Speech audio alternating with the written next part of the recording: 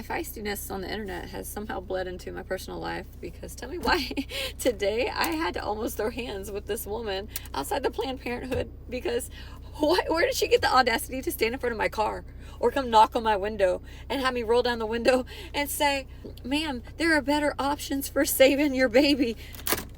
I'm not pregnant. Why would you make that assumption? Besides, this place is closed. I don't know what you're out here doing, picketing, protesting, whatever you're doing. This place is actually closed. Also, this is Texas. It's like illegal now. You can't get an abortion here even if you wanted. She was like, we have a place down the street. We will help you. We will provide for you and your baby. I said, ma'am, I'm just a slut. I'm here to get free condoms. No, I actually told her, you know that place does a lot more than abortions, right?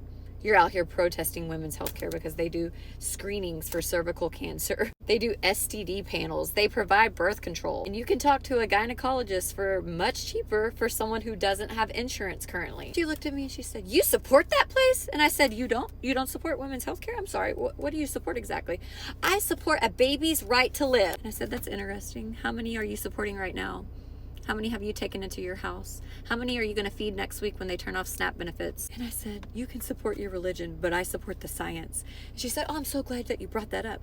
When a male and a female and the 23 chromosomes and they align, they create a cell. And I said, right there, you're so close, because tell me why.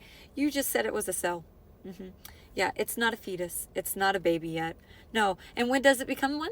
She said, we don't need to talk about the specific. I said, we're talking about the specifics. When a man ejaculates into a suck and his sperm cannot be formed into a baby at this point, is that ending life? And as her eyes got big and she clearly got offended, I said, see, you can't have it both ways, can you?